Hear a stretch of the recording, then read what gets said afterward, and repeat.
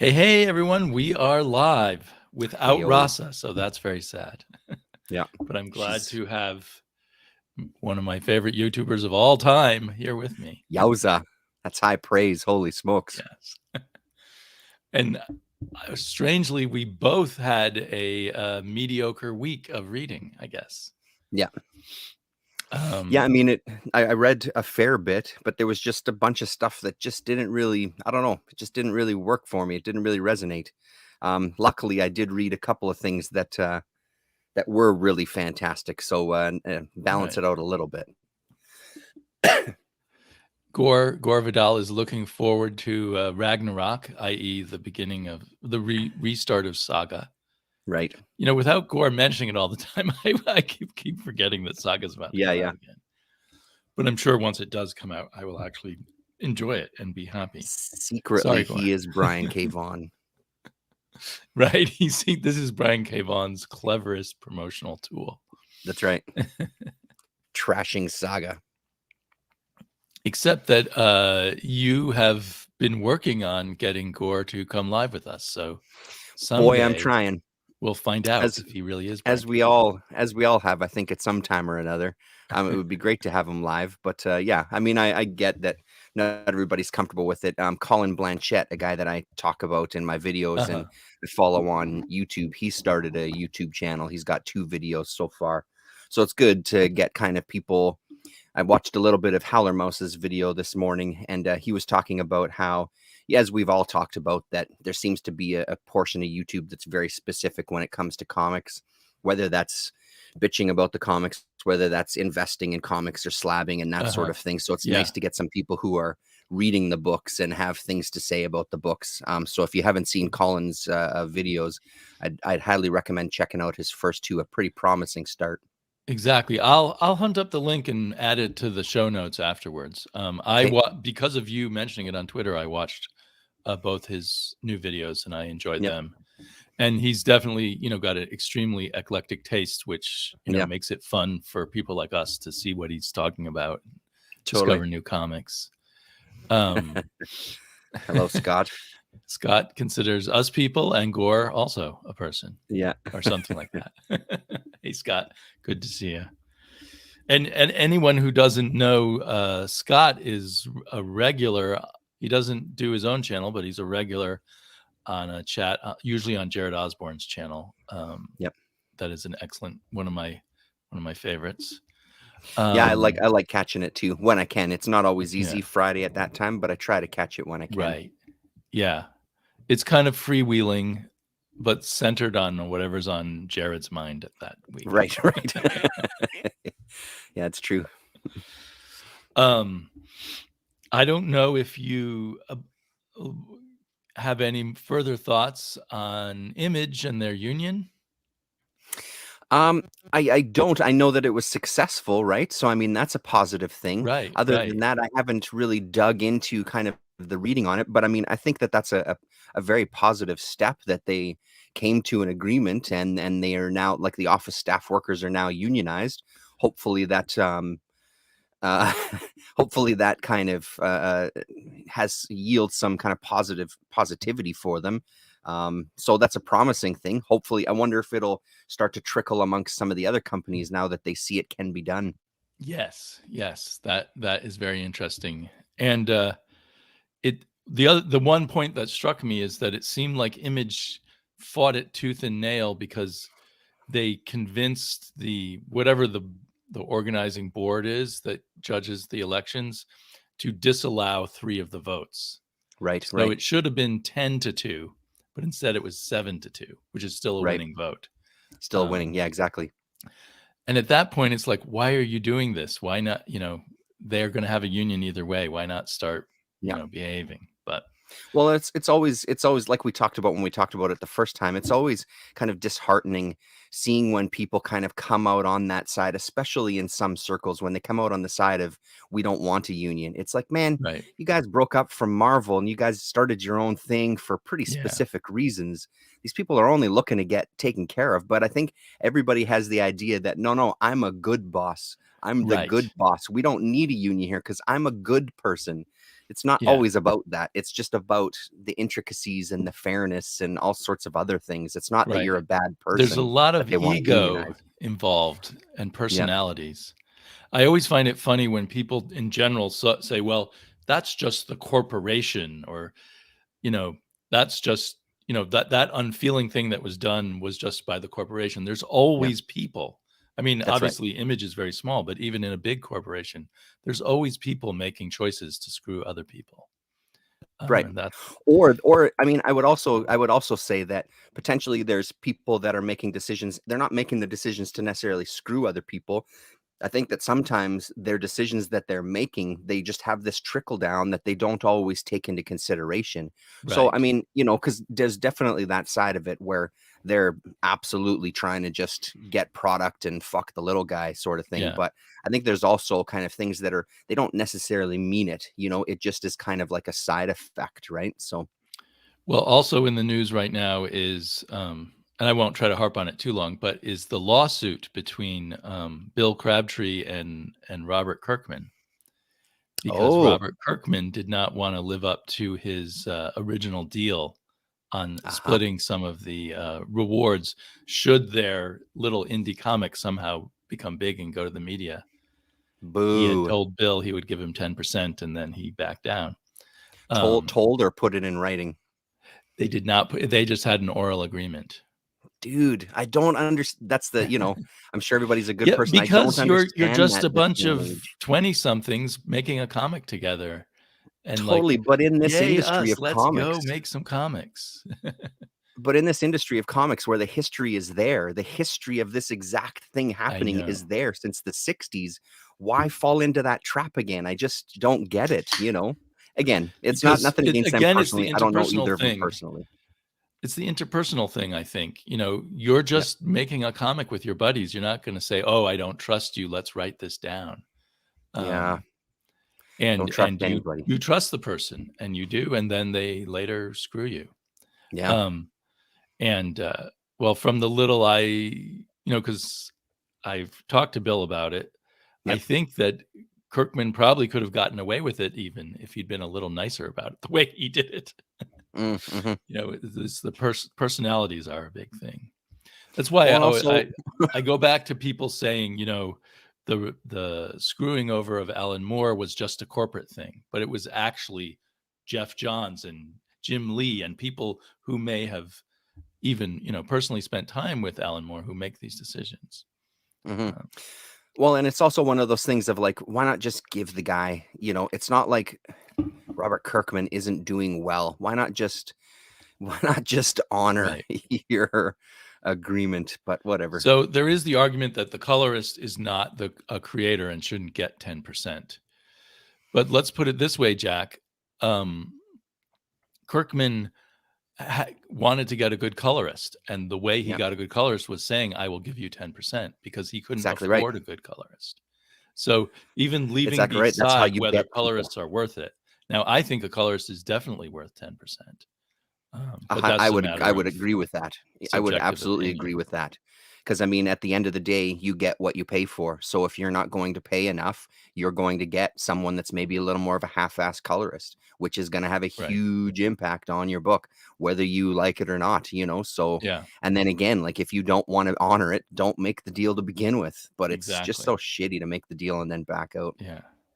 Now, another thing Kirkman did, if I understand what I read, because this is not what Bill told me, Right. Bill didn't go into these details, but in the stuff I read online, apparently Kirkman at first was paying him 10% for a little while and then Right. stopped, which kind of adds to the idea that there was an oral agreement. Right. Right. Um, And also might work in his favor. It's like, well, if you didn't want to pay it, why did you for a certain amount of time? And right. then all Exactly. of a sudden Yeah. stop. You know, it works Yeah. favor. The money got too big and he didn't want to share, is what it sounds like. Ah, what a But I piece of definitely shit. think, you know, particularly in modern comics, you know, it may be arguable whether back in the day the colorist was that important, but colorist is definitely a major part of the art team. So if the artist deserves a share, I believe the colorist does too. Well, and J But Hood Creative studios, makes a very good point here. You know what I mean? Like, this is a very if good the point. colorist chooses the colors of the costume has more value in the property than the second guy that comes along to fill the comic colorist role. Yeah. And he established you're kind of a helping whole establish look, that character. a whole look for the world of Yeah. Invincible that continues into the TV show. Yep. But even if that, even if they changed the whole palette of the TV show, he was still there at the beginning, and he was, taking the risk to be part of that creative endeavor. Right. Yeah. So I imagine this is uncomfortable because if colorists start getting a share of future royalties and stuff, and that means a little less for the writer and the line artist. Anyway, or you just start negotiating bigger overall, so then your piece of that pie doesn't necessarily get lower, but then you start valuing yourself as a creator and a creative team and selling yourself in a certain way and going, no, if you want this level of creativity with this track record that we have coming with us, this is how much it costs now. You know what I mean? Like, start negotiating higher, Yeah. That's unfortunate to hear. Hopefully it works out for him.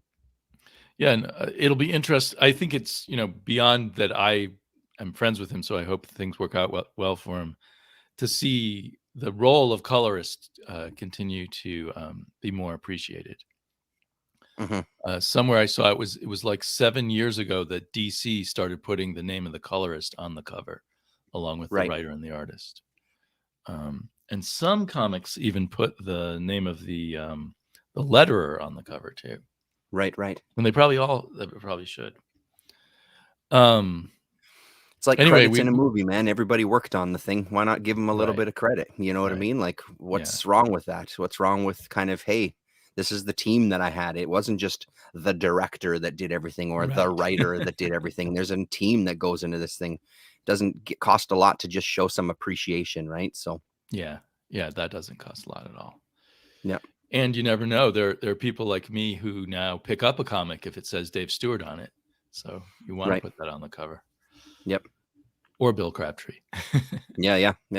So we both said we read less good comics this week than normal. Right. But there's probably some stuff to talk about. Sort of there was some good ones I read for sure. And I read at least one. I read one good comic this week. Right.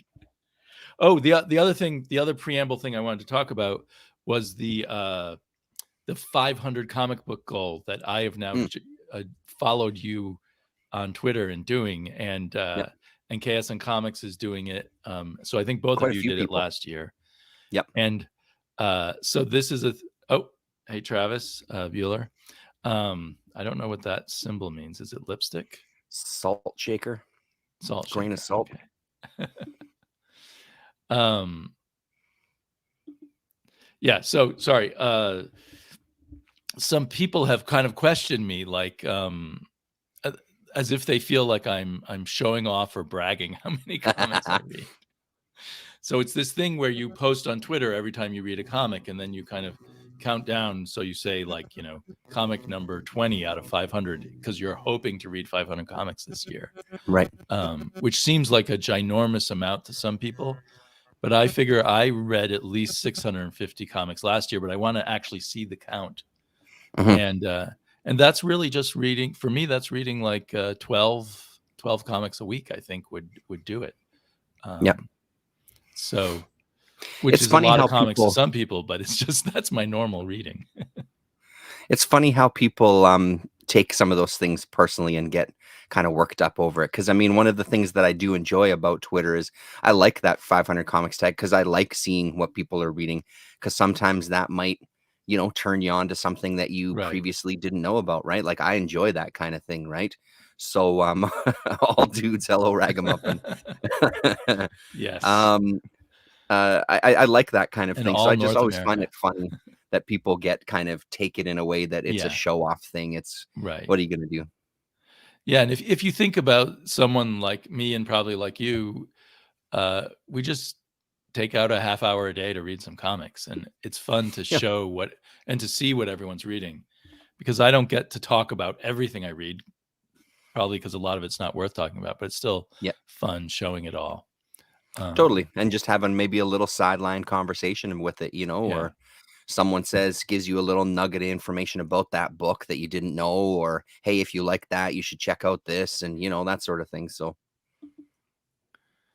Scott says, save us from what? Save us from boners, Scott. Too much phallus. Speaking of which, Travis, Comics with Bueller, thought that I had a dildo in my last video.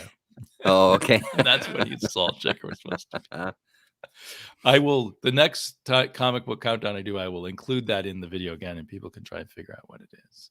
Right. Well, and right now we have only dudes in the comments, I believe.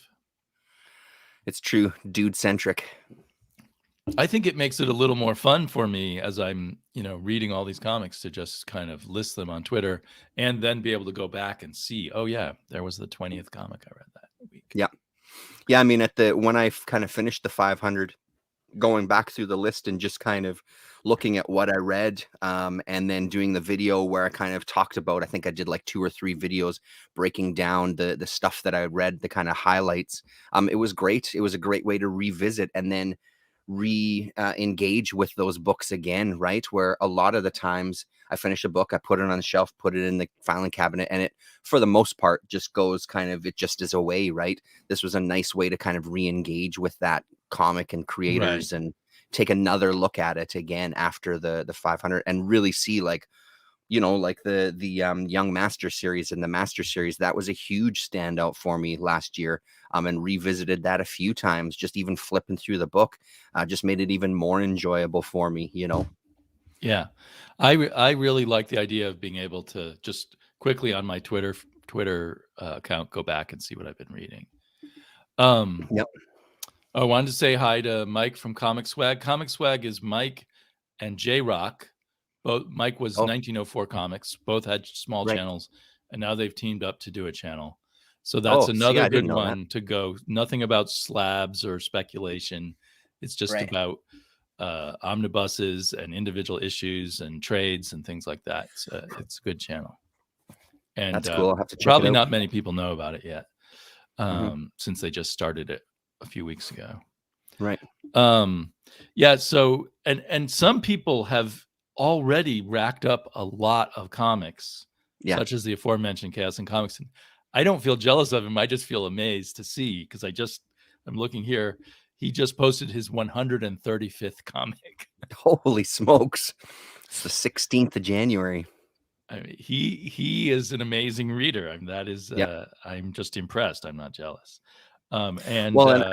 He has a baby at home too, right? And I remember what it was like when I had a baby, when you're sitting there kind of doing nothing else but just kind of sitting. It's a perfect time to sit and read and stuff. Turning the pages with one hand or something. Yeah. Yeah. Yeah. Actually, I have to admit that when I had a baby that young, I would strap her onto my chest and I'd put the TV on and watch TV with captions. Yeah.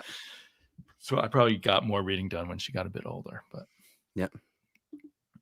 Scott didn't read 135 comics over the entirety of last year. Yeah, but it doesn't seem like you're not really keeping up with new comics, and I don't think you usually go and buy older comics, do you, Scott? Your situation is maybe a little different than He's most probably of us. A big book kind of guy, I think. Yeah, from it seems what I know. to be, yeah. Buy the big art books and stuff. Mm-hmm. But everyone's different, and you're different at different times of your life too. Yeah. So Chris at Chaos and Comics, at least right now, is reading a lot. I guess it was kind of a budget thing for Scott. Right. He had some employment issues that he eventually solves. Nice. Comic Swag has read 60 issues already. That's awesome. It's pretty good. I think I'm still in the low 20s. I thought I would be much further ahead, because I'm retired. Right. I have no excuse. I think I'm up to about 30 comics so far. Okay. Per month. Which is probably right on track for the averaging 2 comics an evening. Hey, Comics, Chaos and Comics. We're just talking about your 500 count and guessing that you're reading while holding your baby or something. Yeah. His son is now, I think, 1 year old. Oh, okay. And Raga says, Oh, 500 panels, kind of. We could count the number of panels we read a day. That would be an interesting statistic. That would vary wildly. Yeah. Well, and that's right. He was on vacation. Yeah, that's what he's saying too. Right. Maybe he's just catching up on posting them. Yeah. But even on vacation, I always think I'm going to read more than I do. I get distracted easily. Yeah. So, what is there a comic you want to dive in on? Sure. I mean, I'll start on this one because I'm hoping that with our audience the way that it is, that there's more information out there for me. So I went to cover, and I was looking for some Savage Sword of Conan magazines because I was looking for there's some backup stories about Bran Mac Morn that I'm interested in trying to get my hands on. So while I was at cover, I always end up going through his indie bins. There was a couple of new additions to my running list on my phone that I thought maybe he would have. He didn't, but as I was flipping through the bins, I saw this one, the Cosmic Book from Ace Comics. So I have a couple of Ace Comics. Toth and Boyette. Interesting. So it's Pat Alex Toth. David Hymes maybe, and then there's a Wally Wood piece in here as well too. Isn't so David it was Hymes a really more recent guy? Huh? I thought he was a more. I'm recent not sure. guy, Let's see if I'm getting the name. Else. Let's see if I'm getting the name right. I think it was David. Just let me double check. He had 2 stories in here. The cover. And they were incredible. Yeah, the cover is what drew me to it. Sorry, Fred Hymes is his name. Fred, so Himes. So we'll start with his actually, because he has the 2 stories that he has. Just phenomenal. Rasa's here, and Rasa, I just wanted. Sorry, that's okay. People were missing you, Rasa. We got a lot of comments already on that. Yeah, they're saying there's too many dudes in this chat. Oh yay! We just have to crowdfund a new computer for Gore or something. Nice. Sorry, that'd be awesome. Travis. No, that's okay. Sorry, Terence. So this is okay. So there's a couple of different Hymes. So this is Mike Hymes, is what it says here. Oh, okay. And this short kind of wordless piece, the art is outstanding. Has this really kind of quick line work and these blocks of colors. A kind of basic story of the primates getting control of weapons and this alien species, it looks like, coming down to obliterate a town, and they're the only ones that are left standing. That's very unique color. Yeah, very unique color and gorgeous looking art, especially this panel here. This final panel really stood out to me. Just the way that their faces are made up, almost from like one continuous line. Yeah. I really, really like the simplicity of it. Yeah, very, very cool. So this one was just a total gamble, but well worth it. I'm really glad I grabbed it. I think it's the face that I have from another Ace Comics. I've never even heard of Ace Comics.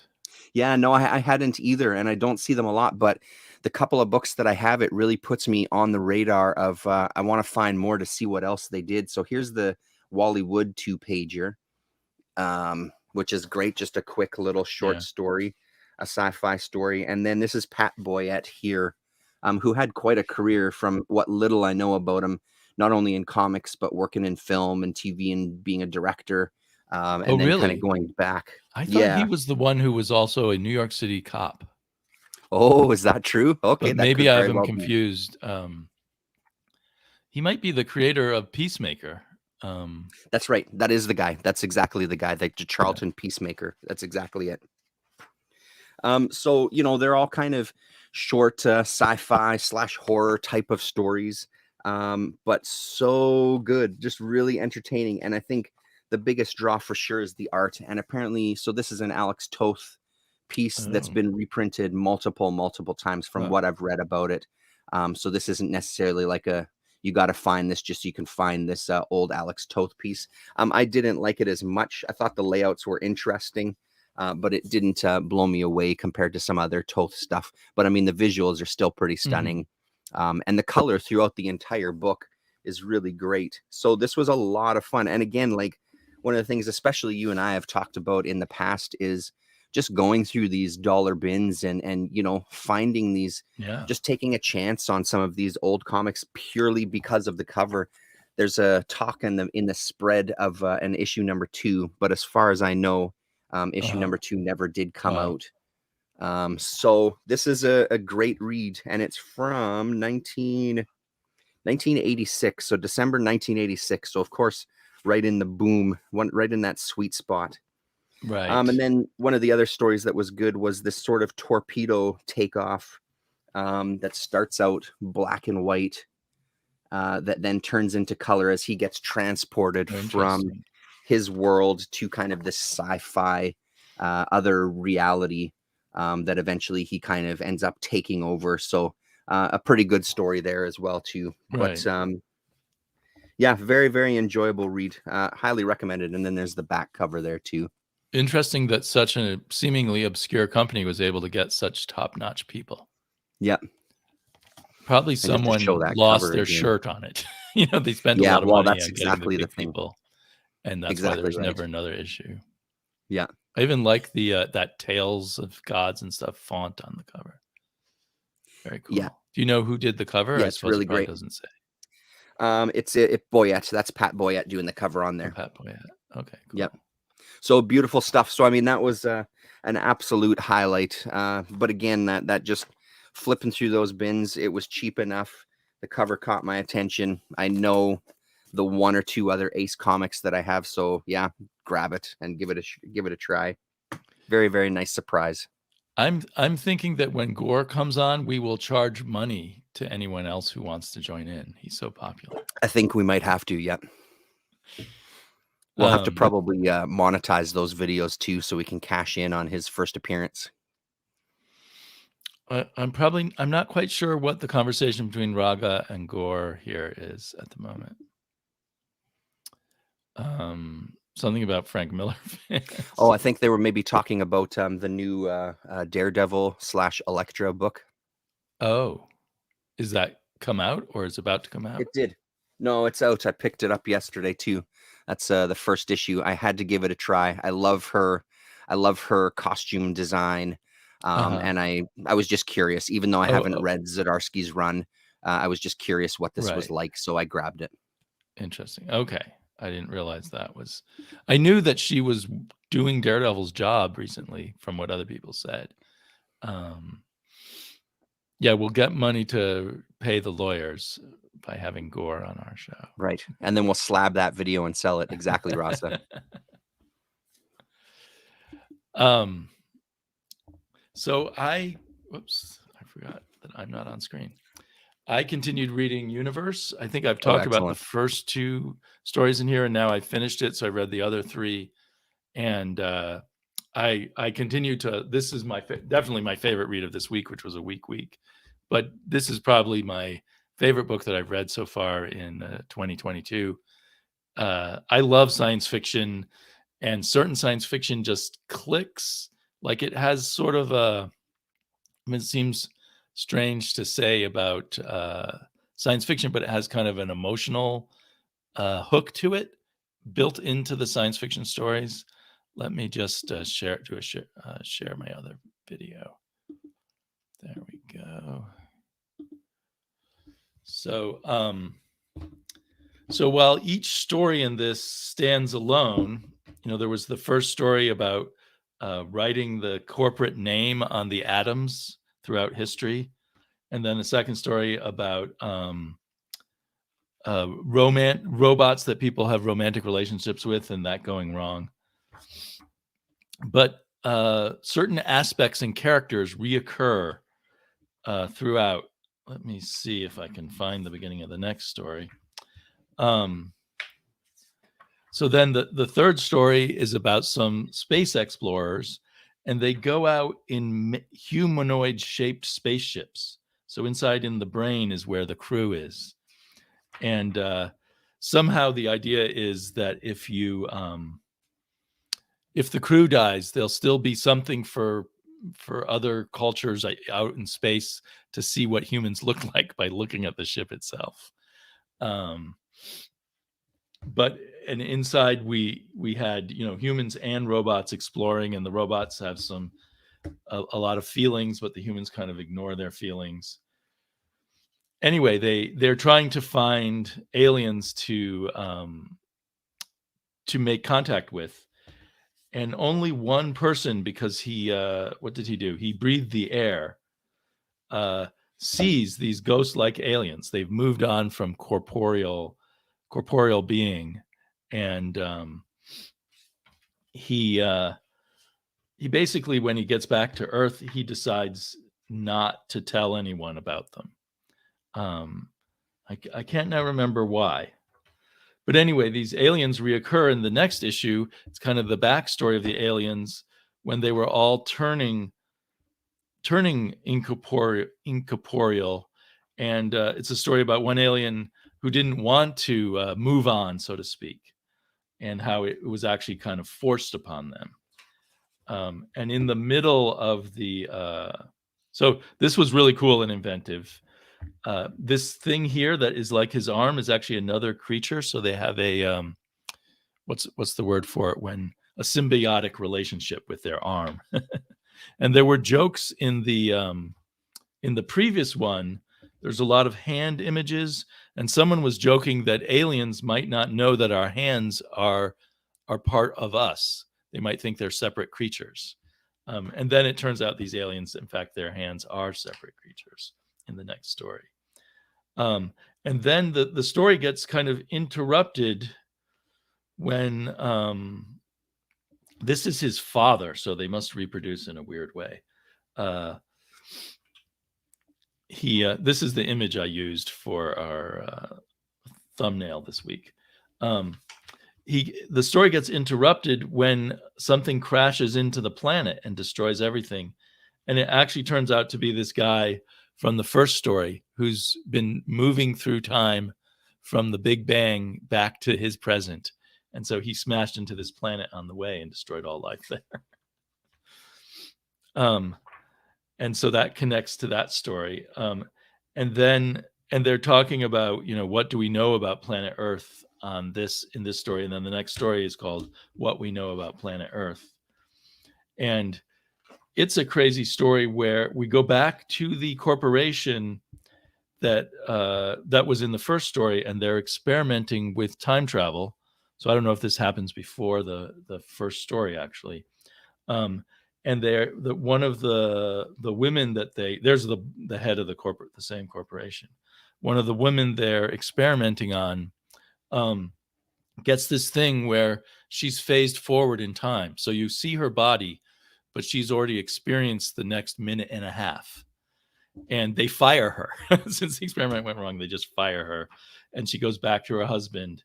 And she and her husband have to work out a method of communicating or even making love and stuff, because she's living in the future. So she has to, he has to talk, and then she has to wait a minute and a half to hear what he says. But then over time, she moves further and further into the future, and they realize they need to raise money. So she takes on a role as a sort of fortune teller. Excuse me. And they're trying to, there's something where they can send her to a black hole, which will slow down time, like have her circle around a black hole where time is slowed, to try to fix her relationship with her husband. So they're raising money for that. But then one of the people who didn't like her fortune, I'm kind of spoiling it. Maybe I shouldn't spoil it. I won't say what happens. So anyway, it was kind of that last story for me in particular was kind of an amazing way to create a metaphor for the struggles of a relationship as time goes on and it's harder to communicate, and you're moving away from each other but still want to be together or something. I found it very pretty profound little story. So that the interlacing of all these stories made them extra pleasurable. So anyway, I not everyone will like what I like, but I highly recommend this comic. Yeah, it looks good, and the times you've talked about it before sounds pretty good too. Yeah, so it becomes even better, I guess is what I'm saying, right. Is all the stories laced together in subtle little ways. It's pretty amazing because a good science fiction short story is hard to do, and he's got 5 good science fiction short stories here, and they all, fit together very nicely. Right. What did I miss? When I'm talking, I don't see the comments at all. Gore was asking about Rain Like Hammers trade, and I'm pretty sure it's out now. I'm pretty sure I saw it in the shop just the other week. Yes, I think it is out. Yeah. Okay. Yeah, and I'm planning to reread that, actually. Yeah. I think it deserves a reread because it's another good one from last year, right? Like, again, talking about revisiting stuff we've read. It was just great. Yeah.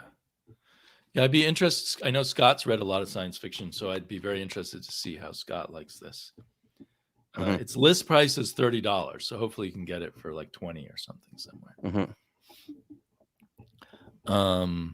Yeah, I wish Rain Like Hammers would come out in hardback. Yeah. Until then, I'll just stick with my floppies. Right. Yeah, a little bit bigger would be great. You had been talking about some press you were looking for that did Robert E. Howard stories.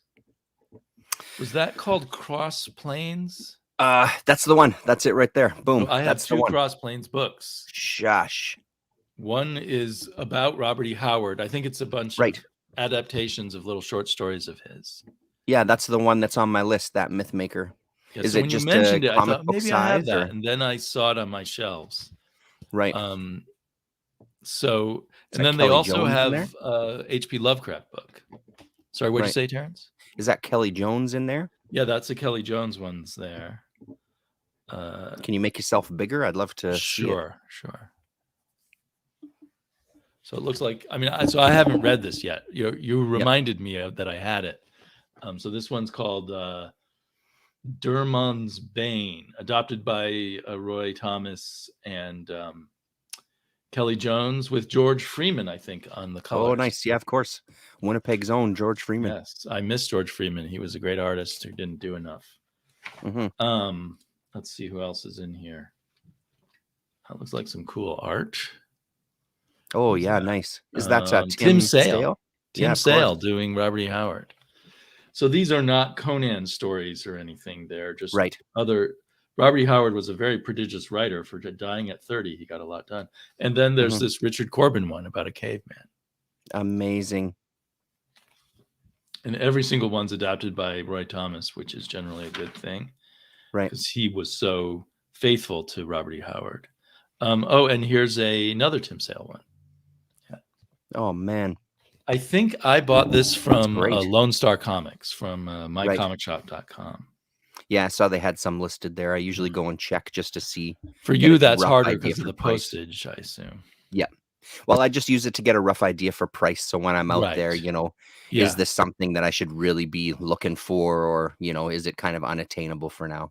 Yeah, exactly. If you can get it at their price or a little lower, then you've probably done a good job. What do you know about that company? Anything? I don't. I think Cross Plains was where this is he what, like lived 1999-ish or something, or?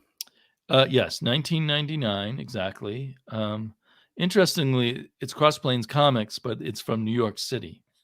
Okay. I somehow fantasized that it was, printed in Texas, somewhere near where he lived or something.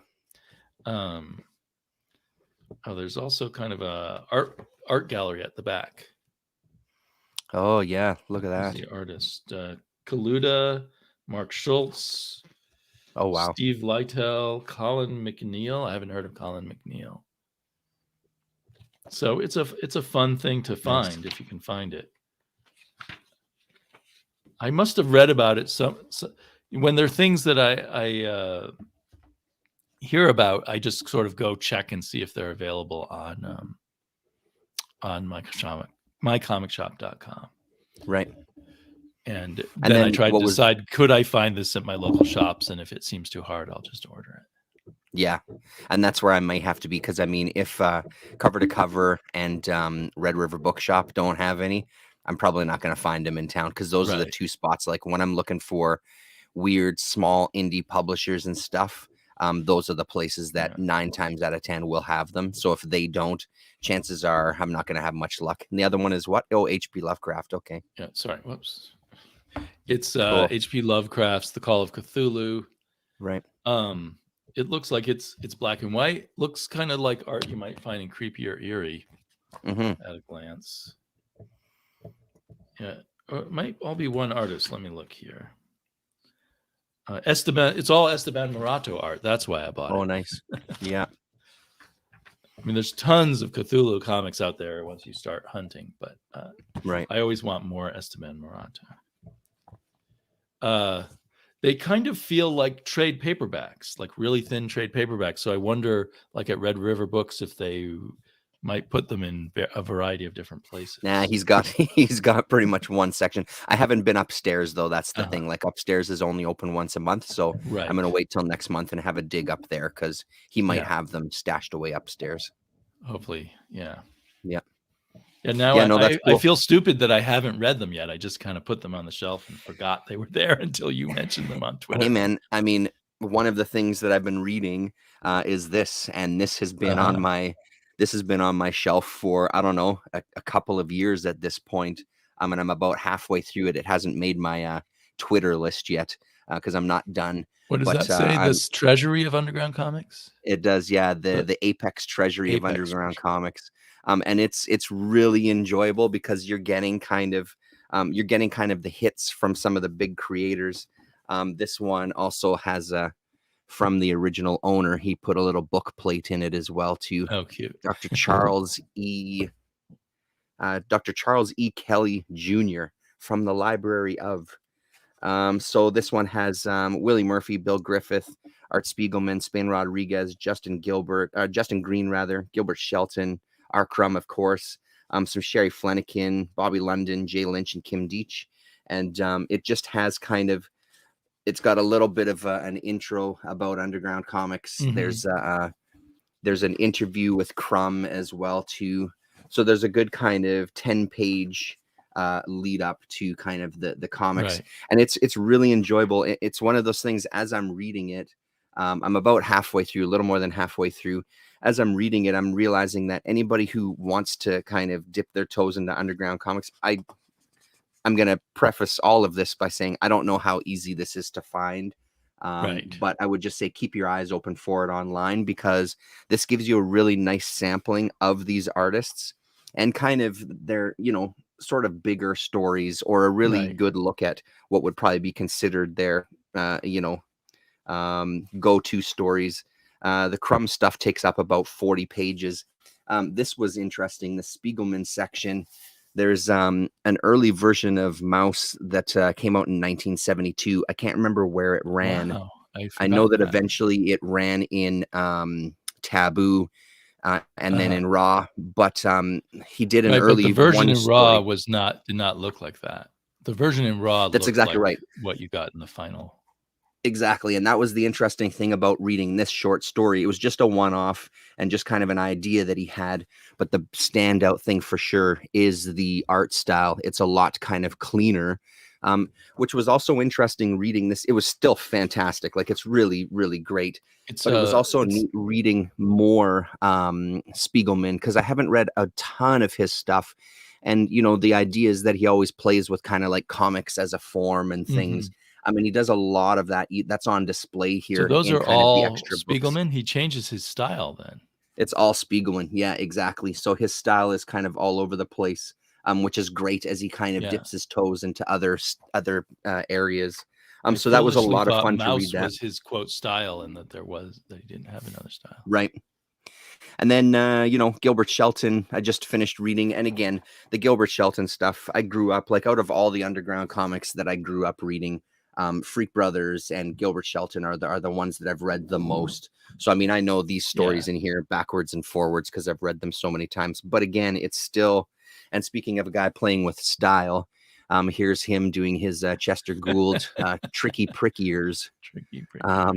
So it's just a really, really great book. And one of the things Gilbert Shelton was kind of the superstar of underground comics commercially.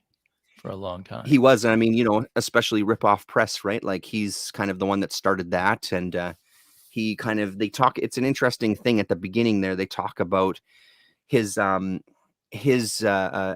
take on kind of underground comics wasn't the same as all the other underground guys. He was still sort of doing kind of like the daily strip. He was kind of continuing that lineage. It's just that his daily strip characters were hippies and they smoked dope and they, you know, went to protests and banged hippie chicks and stuff. Right. Then there's Sherry Flenikin, who we talked about last year as well, too, with the Trotz and Bonnie collection. This one has the Trotz and Bonnie person. Yeah, and this one has a bunch of strips that I haven't read before. So that was great. This one I think appears in the book, but the other ones don't appear in it. So it was great to see her. And, you know, just kind of going, here's some Kim Deitch, who's always pretty entertaining as well. Yeah, and just going from there. So, I mean, it's one of those things that if you can, I'm just about to dip into the Justin Green stuff. And again, most of Justin Green's stuff I know. The other bonus that they have is they do where they've appeared, you know. So Justin Green, born in Chicago, 1945. And then here's some of the comics that you can find his work in. And then just a brief little write-up. So it's a substantial, it's a nice thick volume there too. So I don't know. I think that there was a number of perfect introduction of these. Someone should reprint that. Totally. Although I guess the rights might be. I think it's one of those ones because I'm looking at the price tag on it, $4.95, and I seem to remember from looking through the Underground Price Guide, this was reprinted quite a lot of times. It's one of those things that made it to print a hell of a lot. So yeah, I'd recommend it especially if you're new to Undergrounds and try to keep your eyes out for it. So the Apex Treasury of Underground Comics. Hello, Tommy So Nicodemus. Yeah, speaking of pulling stuff off the shelf. One of the best commenters out there. I get lots of comments from Tommy. I think he's asking if that's Phantomus. I think that is Phantomus on Gore's little icon there. Okay, well, now I will keep an eye out. It's good when you continue to mention Underground Comics because somehow they keep falling off my mental radar. Right. They're always it's not everybody's go-to part of the comic book shop or something. Yeah. And especially for you, it's maybe a little more easier to find them there than for some other people.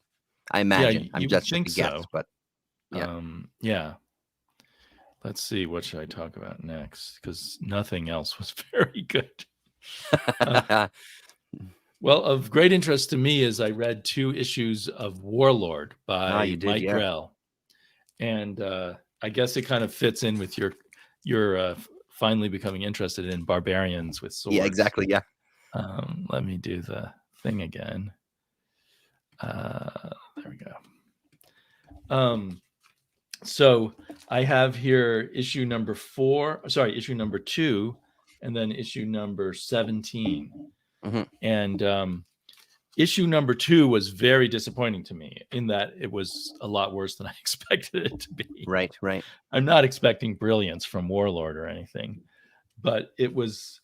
I think it's the art is not, is okay, Mike Grell, but the story is just very. It's like every possible cliche of these kinds of stories stuck into one issue. Right. So first he's been hung out to die by somebody in the previous issue. It's a very awkward position that, like, I guess it's supposed to look crucifix-like or something, but anyway, it's a little weird. But so, yeah, he manages to save himself, and then a bunch of soldiers come along and cut him loose and say, "Why don't you come with us? We'll give you a ride on our ship." And then, of course, once he gets to the ship, they make him a slave to row. And then he rebels and is fighting, and they're about to hang him from the yardarm or whatever they do on boats when pirates attack. So you can already see, it's just like one thing after another. We're on like page, this is page 8 now when the pirates attack. And he and his black buddy, who is his rowing mate, first they try to help the pirates, but the pirates try to kill them. So then they help the people on the ship. And it's because of their incredible fighting skills that the ship doesn't get taken over by the pirates. So then the captain of the ship says, "Okay, well, we won't hang you up. We'll sell you as gladiators." So, of course, then you next get your your gladiator cliche from these kind of stories. And of course, he and his buddy are the best gladiators. Of course, and then yeah. they are, of course, assigned to fight each other. Right. And the prince gives the thumbs down to tell Travis Morgan, the warlord, to kill his buddy. And then he notices on the prince's, this is the only interesting thing, really. He notices on the prince's wrist a watch. What was his watch? And that's when he decides not to kill his buddy, and he attacks the guards, jumps up, he frees all the gladiators. They defeat all the soldiers, of course, and kill the prince after the prince tells him where he got the watch, which is, so apparently Travis Morgan gave his girlfriend his watch, and then she got captured by slavers. And so for a while, his girlfriend was this guy's slave girl. They don't get explicit on what that means. And then when he was done with her, when he had enough of her, he sold her off to an evil guy named Demios, who later becomes Warlord's biggest villain. Right. So then he convinces, at the end of the story, he convinces all the gladiators to become part of his army to go fight Demios, because Demios has his girlfriend. So this is it's all stuff out of Conan stories and Edgar Rice Burroughs stories, and it's all just packed into this one very sort of clumsily and forced together. So I was kind of disappointed. I kind of figure he probably thought he only had a small amount of time, and he wanted to put all his favorite tropes from the books he read as a boy into a story, I think. And they must have printed so many of those, because every bin I ever visit in my entire life, there's always a huge run of Warlord. Yes. So, and I think it was kind of ended up being Mike Grell's training ground, because later he became a really good writer, right? In my opinion. But I do think there was an aspect of him just trying to cram everything in his sort of childish memory of what he liked as a kid in adventure stories into as few issues as possible. I wonder what it kind of turns into, because I mean, sometimes when people do that, I wonder sometimes if they're just, let's just get all this shit out of the way that is going to be like the tropes of the genre, because I actually want to tell a bunch of other stuff. So we're just going to dump all this on you so I can get to the story that I want to tell. I mean, I'll be curious as you continue. I'm assuming you're going to continue, but I don't know. Maybe you're not. I have a lot of Warlord issues laying around. I don't have issue 1, so I'd been waiting, but I finally decided I don't want to pay what issue 1 costs. Right. And so I'll just start with issue 2. But since I was kind of disappointed by this, and I thought, well, I think it gets a lot better later on. Now, so I thought of your theory that he was purposefully getting stuff out of the way to set things up. And there may be an aspect of that, but I think he also just wasn't that sophisticated at that point. Right. Like he just thought, this is what you put pirates and you put gladiators and slaves in there. But maybe he was heading towards something he wanted to set up more. And we do have something a lot more this is issue 17. And by this point, he's back with his girlfriend. What's her name? I feel bad just calling. It might even be his wife by now, Tara. And they have a child now. And they are crossing a desert to rescue their child from the same guy who had her as a slave girl previously, Demos. And the art already looks a lot better. Way better. Gore is saying here, Warlord got so much better over the years.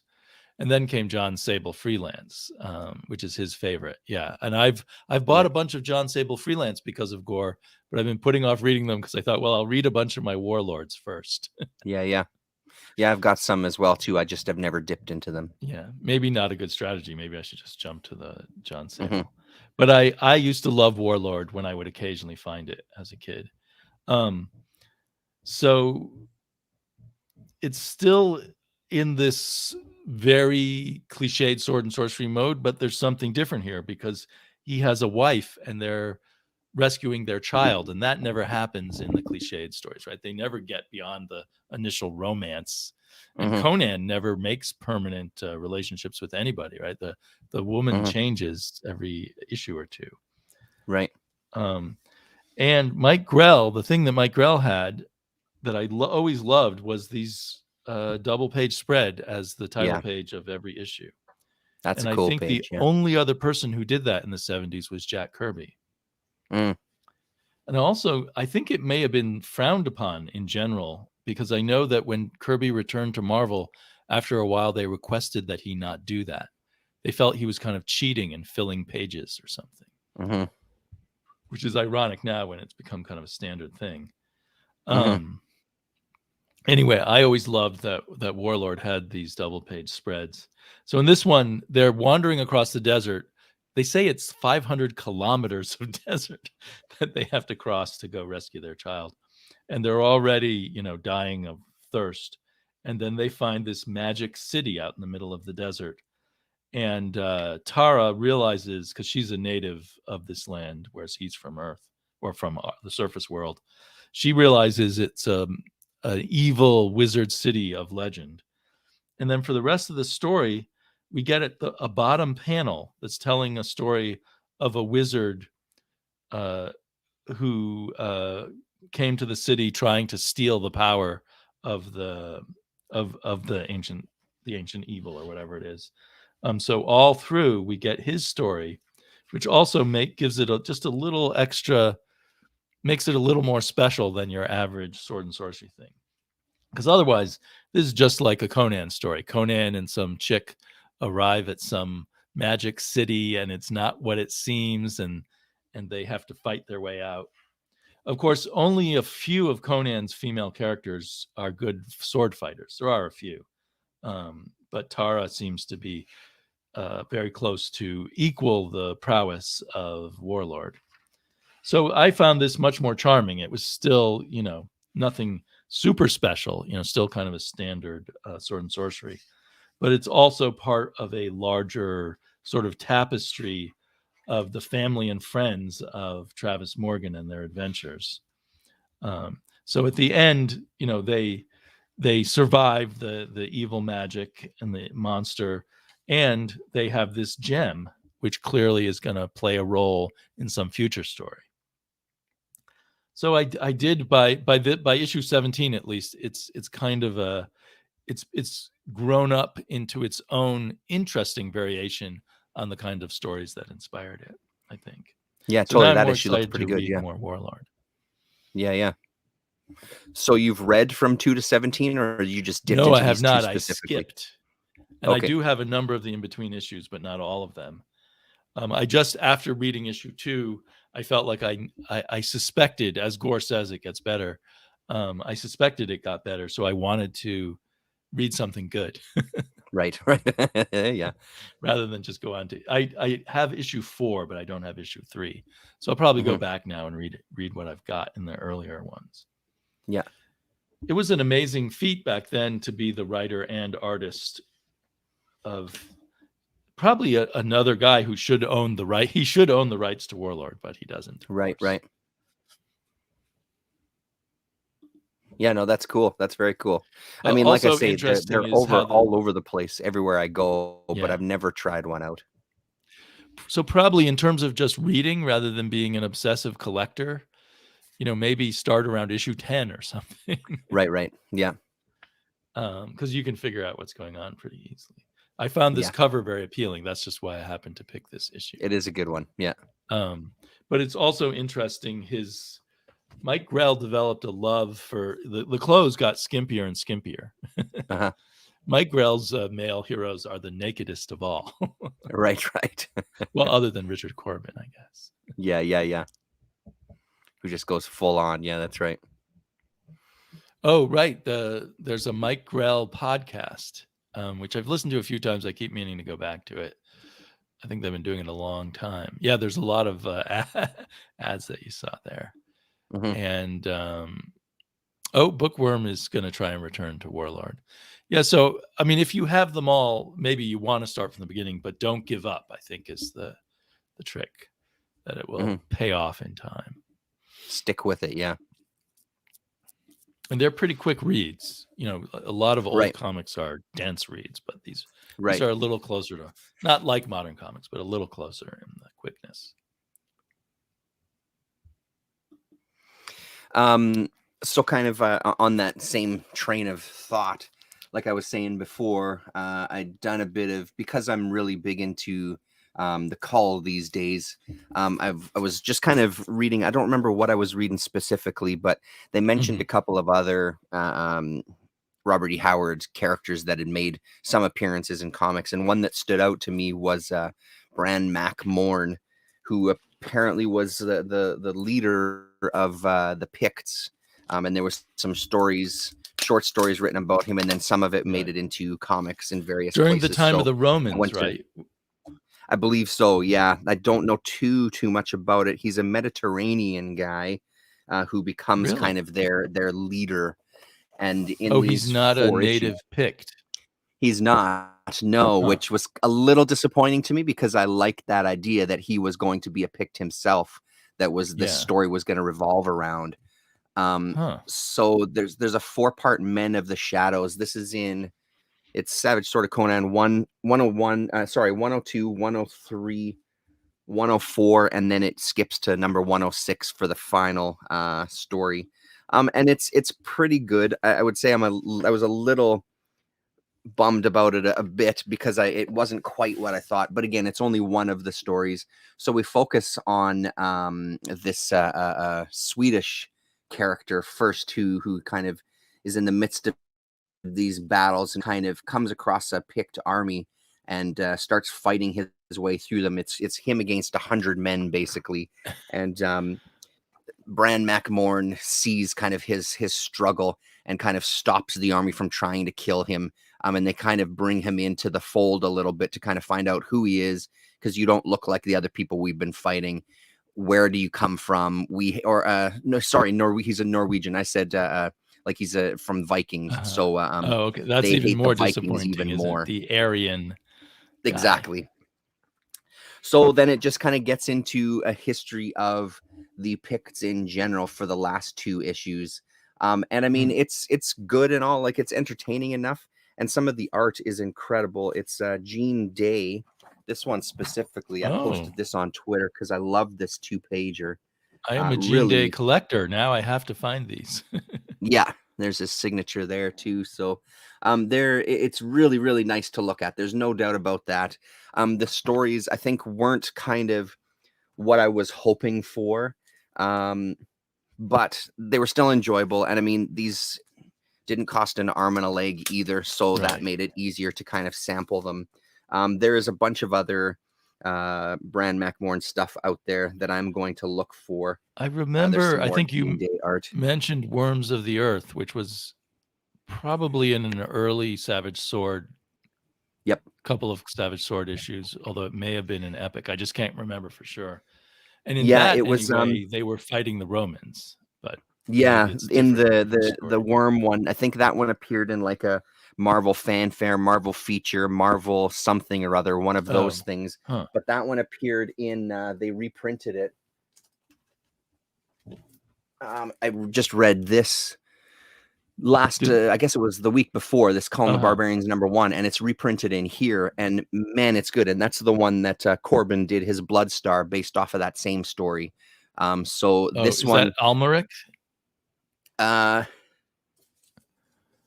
Bloodstar isn't Worms of the Earth, is it? I'm starting to get confused. Maybe I'm getting confused. I'm pretty sure it's probably me that's getting confused, Damien, because I'm going on memories from when I was 13 and 14. So let me flip to it here. This is the one that I'm talking about. I think the Valley. Would like to frame that. The Valley of the Worm is the one that I'm thinking of. Valley of the Worm, yes. Yeah. Yes. So yeah, which is a worm, which is very cool. Different worm. Is Bloodstar based on Valley of the Worm or vice versa? It is, yeah. It's the same. It's pretty much his take on it, and then it's just his color version, but it's the same story. And like I've said, when I first talked about this one, so good. One of my favorite Corbin things I think that I've read. Really phenomenal stuff. I'm not sure yeah, if Ragamuffin is requesting you to show up shirtless, or if he's worried bearded about and shirtless. Yeah, maybe. We'll see. Maybe if you're lucky. And the cover artist on that Cull magazine, was that Michael Whalen or something? Can't remember. The signature is undecipherable. It's not jumping out from the inside cover, so I don't know off the top of my head. Have a look on. Usually in the there we go. inside. Yeah, Michael. There you go. Michael Whalen. Michael Whalen. Oh, yeah. Who went on to be really an extremely successful science fiction cover artist. Yeah. I'm not sure how I recognized his style, but I did. It's a really great cover. This was such a good read, even though it reprints a couple of the Cull comics that I have already. Still, the extra stuff that's in here, it was nice to see it again and kind of revisit it. And I mean, these magazines they were just so damn thick, right? There's just so much content, and to think that it was at the time a paltry $1 to get all of that content, really enjoyable. So yeah, so I mean, the gist is that I'm still on my kind of trip here, and we'll see what more Bran McMorn stuff I can find, because I am still curious, even though it's not quite what I had thought it was going to be. I still want to check it out and see what else is out there for him for his stories. That's a good point, though. Those Marvel magazines back in the day they really gave you a lot of entertainment. Shit, yeah, man. You could spend hours sometimes reading them because they were old school comics with lots going on. Yeah, I mean, I read this one magazine in a couple of sittings, right? Just because it couldn't sit and read it all at once, so. Yeah, and they usually had articles and stuff. Yep. Gore wants us to mention Tim Marrant. Do you remember Tim Marrant? He was I sure do. YouTuber who reads a lot of cool stuff. I think he was a chef or something. Yeah, that's what I remember. Yeah, at a nice restaurant.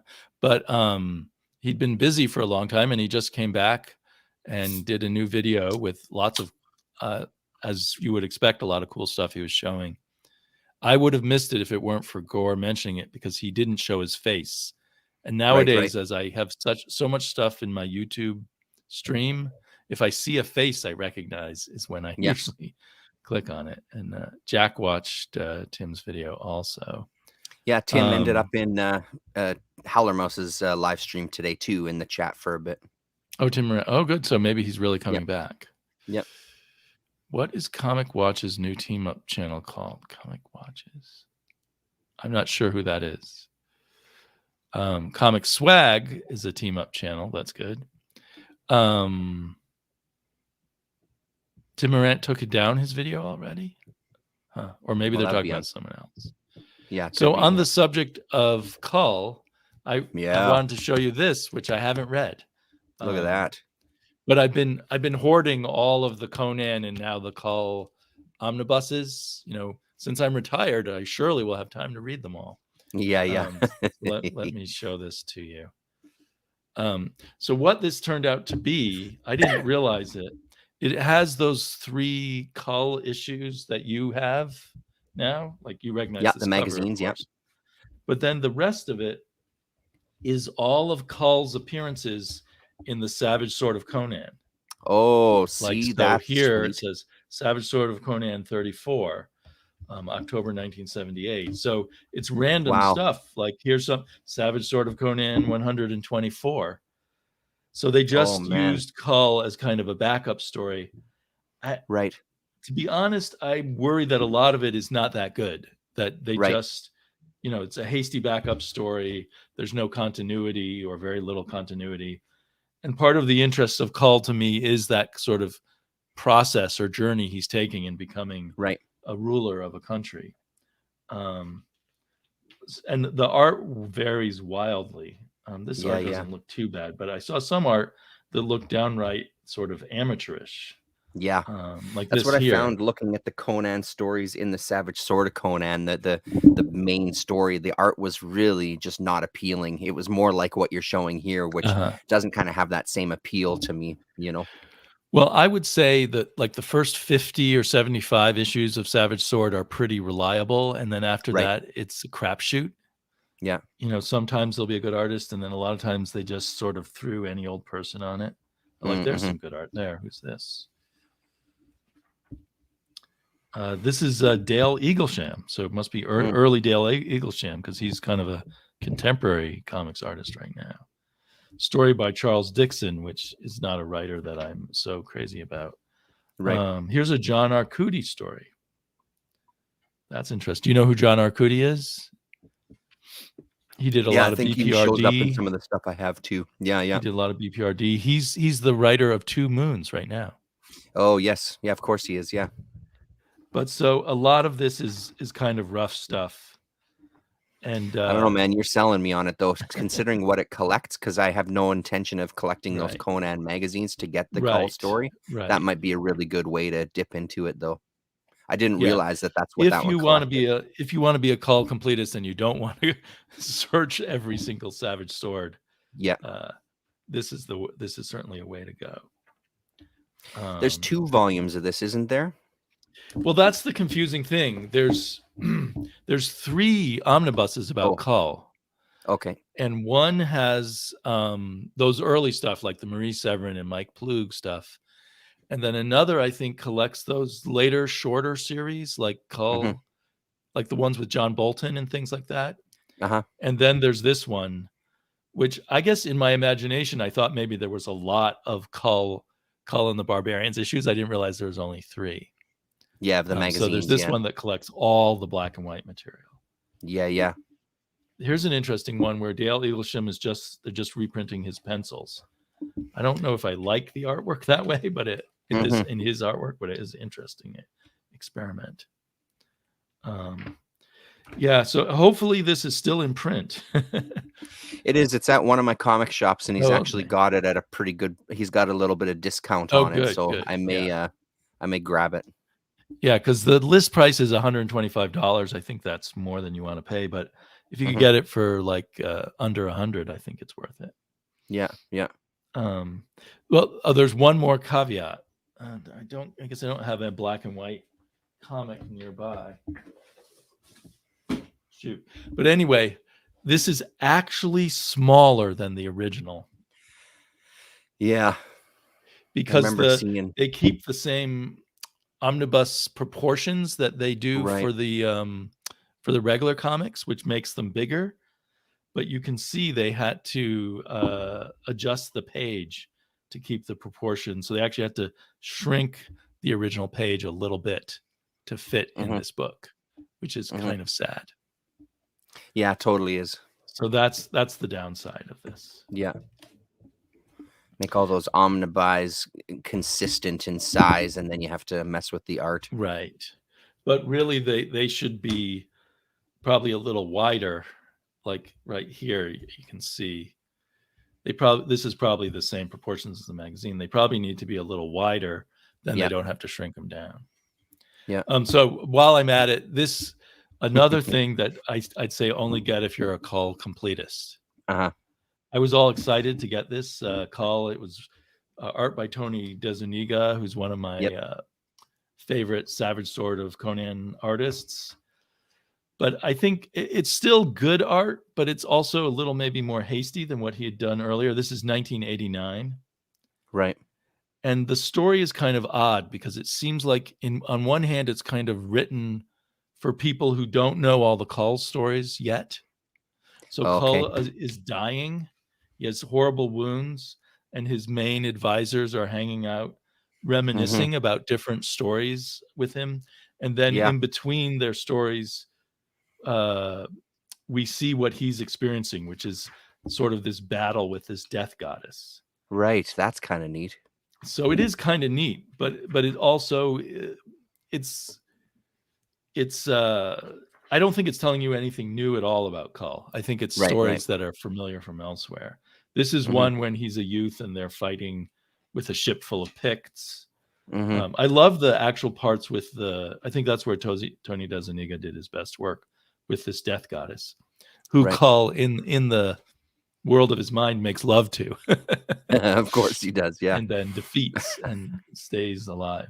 So then there's a retelling of his time as a gladiator and how he went from gladiator to a general.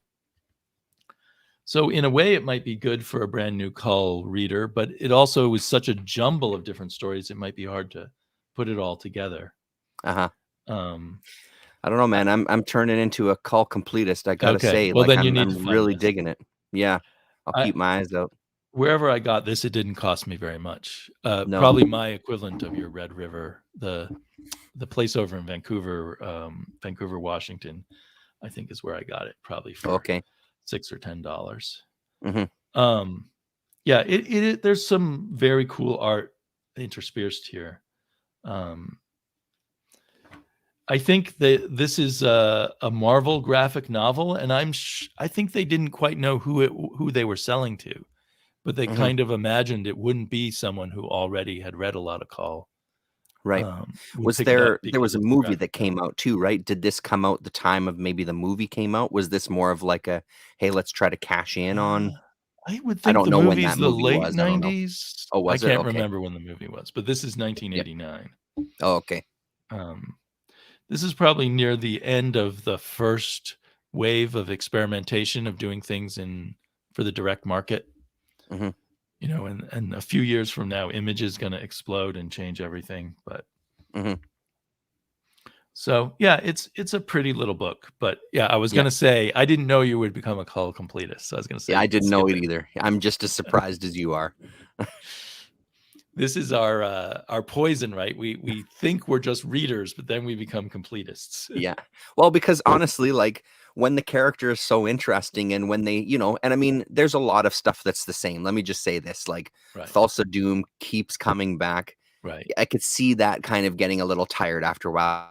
Absolutely. But there's still some interesting stuff that they do with the character that I'm really digging. And some of the stories are pretty great because he's from a very specific angle. He's looking at things from a very specific viewpoint, right? Being this king, being this kind of, you know, badass and all these things. It's just, I'm just really digging it. I'm just right in the mindset. And I mean, obviously, again, like when you get magazines like this, where the art is just gorgeous, it really helps. Obviously, you know, that draws you in even more, seeing that beautiful black and white stuff, right? So yeah, no, the Serpent Men will fuck you, man. They're trouble. And then, you know, it's like if you love an artist's work, even if it's minor work by him, you still want to have it. I'm just going to go through the comments here. Yeah, the Serpent Men are always going to get Cull, right? They keep coming back. John Arcudi wrote the Rumble series too. Yes, he's a very good writer. At least now. I wonder what he was like back when he wrote a Cull story. I think the first art that I complained about in the Cull book was probably inked by Vince Coletta.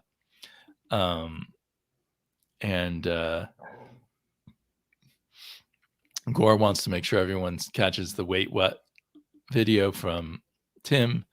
You know, that has made me wonder too, Jack, because Marvel has been putting up digital versions of Savage Sword of Conan on Comixology, but you can't get them on Marvel Unlimited. Excuse me for the burping. And also you can't even get Savage Avengers, the current thing with Conan in it, on Marvel Unlimited. But they will sell it to you on Comixology. So I don't know what that is, if that's part of their deal with the Conan company that owns Conan. I saw a great cover for that Savage Avengers just recently that just looked amazing. Yeah. It almost sold me just looking at the cover. I think it's within reach. There's that cover. I'm about to read the last 3 issues. I've been putting it off. Right. Yeah, Savage Avengers, you know, well, great. Cull hasn't drawn you into being a Conan completist. No, not yet. No, not yet. If you see Savage Avengers in your cheap bins, if they eventually end up there, I would say take a look. Okay, yeah, for sure.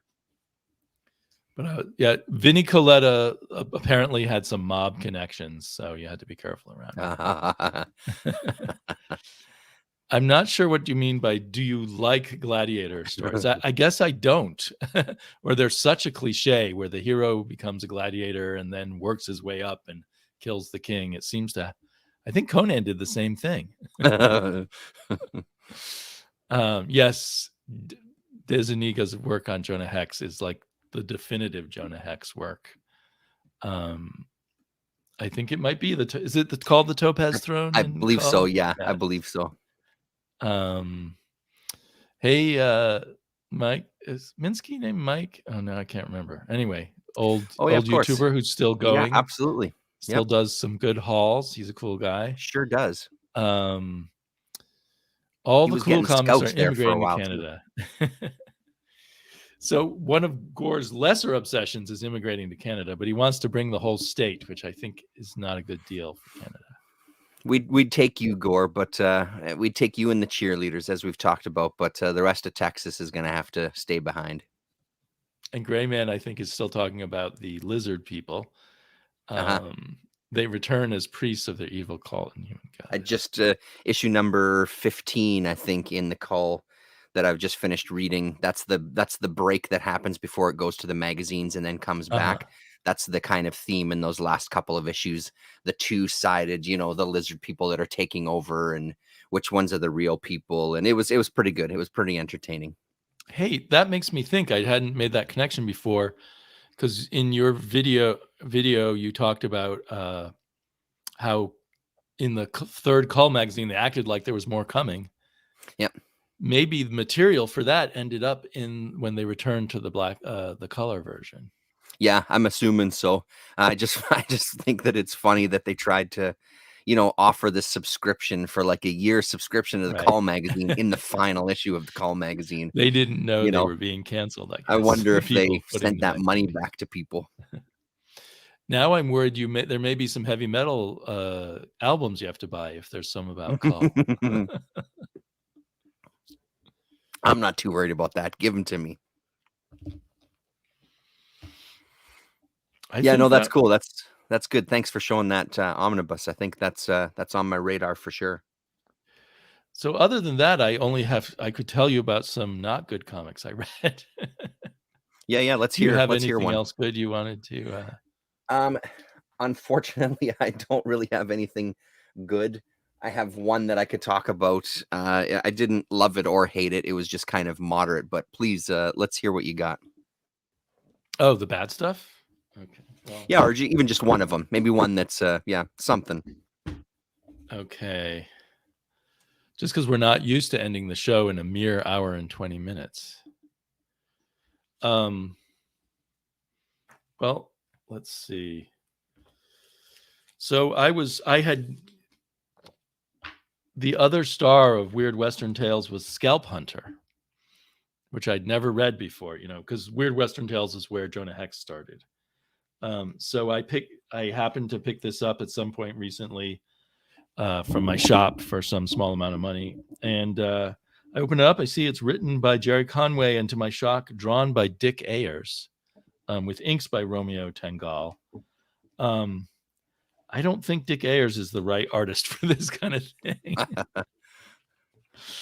The Scalp Hunter is but I don't think Jerry Conway is the right kind of writer for it either. Scalp Hunter is in New York City of the 1860s. And he somehow, I guess, is having an affair with the wife of a mobster. It took me a long time to figure this out. At first, I thought it was just some innocent girl he wants to save. And that the mobster is like pimping her out or something because he saves her from being beaten by the mobster in this not very scintillating flashback. And then he beats the mobster back and runs off with the woman. And I think they have an affair, judging by this one picture here. and then she gets kidnapped back by the mobster. And somehow Scalp Hunter ends up teaming up with the Irish mob, who dress like leprechauns, and they all track her down and her captors down to this cathedral.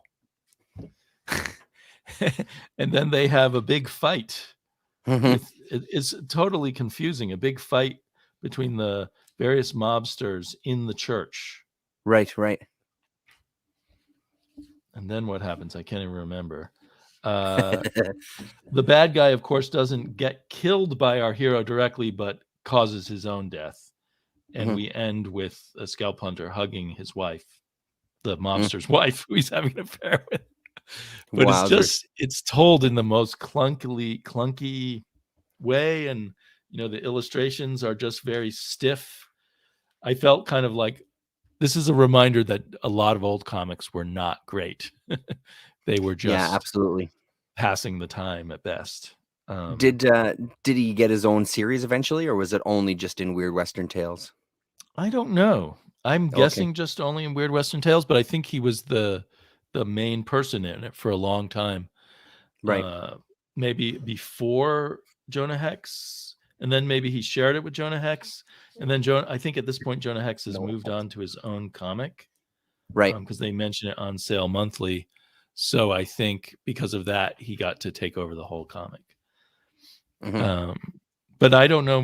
Maybe there are some great Scalp Hunter stories done by different creators or at a different time period. Yeah, Lillian. Possibly. It's one that I've seen out there too. I've seen it and been kind of curious. Yeah. With stuff like that, though, it's always a little iffy. Right. It's and of course the politics of everything involving Westerns is strange, because he is a white Indian, a white man who was raised by Indians. And I think in that 70s kind of way, let's see, this is 1979, but I'm sure he's created earlier. Yep. They loved the kind of character who doesn't fit in anywhere. So he doesn't fit in with the white man. He doesn't fit in with the Indians. Yeah. He's a loner. Kind of stands alone. He rides off into the sunset tragically after doing his good deed. Right. But yeah, since you never hear much talk about Scalp Hunter, maybe it never was that good. Maybe it was just some 70s filler. Interesting. And then I've been reading a bunch of comics that are new comics. I picked up Hotel. I'd heard good things about Hotel Volume 1, and this is the first issue of Volume 2. And I would say it was meh. And the problem was maybe with the writing, the pacing of the story, because it's a horror story, pretty simple, about this family, and one of their children turns out to be replaced by a monster, and the surprise is which one it was, and that kind of thing. Right. But it's just kind of told clunkily. There was I will probably discuss these a little more in my comic book countdown when I finish reading everything. There was We Ride Titans. So I really liked this cover, and it's another kaiju comic. So I had some hope for it. And but inside it was very boring. There was a short kaiju fight. Interesting what the kaiju looks like. And then it kind of looks like one of those microscopic creatures. Yeah. And then the rest of the story was all this just endless conversation between this girl or this woman and her lover and her parents and other people, and it just wasn't super compelling. It could still develop into an interesting comic, so it's one I might keep an eye on for back issues or trades, just because I like kaiju things. If they do something interesting with the kaiju, but at the moment it's not too promising. Yeah, that one got a lot of, I saw it all over the place, photos of that comic. It seemed like it was some sort of anticipated. It's a really nice cover. It's kind of a cool title, We Ride Titans. The Titans are the giant Titus's logo there. Sorry? Christopher Titus, that comedian, he had that shitty show. Titus, and I think it had flames in it, didn't it, or something? Yeah. Oh, okay. I'm not familiar with that show. Yeah. King of Spies. See, I only picked up number 1 of King of Spies, and you're saying it was on number 3 now, hey? Number 2. Number 2. Okay. Yeah. It's exactly what you would expect from issue 1. Right. In issue 2, he goes around killing a lot of people who are morally bankrupt. Right. He even kills a stand-in for George Bush, the George W. Bush. For start, I guess that's the George W. Bush character there. So he doesn't look that much like him. But from what they say, he's an ex-president who started a war in the Middle East. So I'm pretty sure that's who we're talking about. The standout scene is where he's jumped after he killed the president, and he's caused the plane that they were on to crash. He jumps out, and he's got a parachute under his coat, but he can't get his coat off because this other guard has grabbed onto him and is biting his crotch. as they fall to their deaths, or seemingly fall to their deaths. Right. So this is Mark Millar at his most plain vanilla Mark Millar. It's like right. just let's get as shockingly gory as we can, and we'll see. So no surprise from issue 1, because that's how that first issue read. He's going to try surprises at all. Come but to terms more enjoyable with his than past. most of the comics I read this of the new comics I read this week. Come to terms with his past and somehow dose out this revenge on people, right. you know. Yeah. And throw in as many sort of shocking things as you can. There's an aspect to Mark Millar that is sadistic, basically. He always likes to push those sadistic buttons. And then there was, and of the new ones I have, the last one is The Thing, part 3. And it's written by Walter Mosley, who's a really famous African-American sort of literary detective writer. Okay. And so I had high expectations from this, and it's a total mess. It's exactly what I worry about when a non-comic book writer comes in. He's totally out of control of his material. You can't tell what's going on. This wasn't the greatest artist for drawing The Thing anyway, because one of the charms of The Thing is, you know, some cool drawings of his rocky body. But also in the previous issue, the thing that bothers me the most is in the previous issue, The Thing, Alicia temporarily broke up with him, you know, his blind sculptor's girlfriend, who's now his wife, actually. So I guess this takes place in the past. So by the next day, he's sleeping with this other woman who says, "I like it rough," meaning his rough skin. Right. So that was just kind of, it felt like a wrong note for Ben Grimm, but what do I know? Right. Anyway, so this is kind of a big disappointment, both because I was looking forward to a Ben Grimm story, but also because I thought, wow, it'll be interesting to see what Walter Mosley can do with comics, but he can't do much. So, yeah, crazy.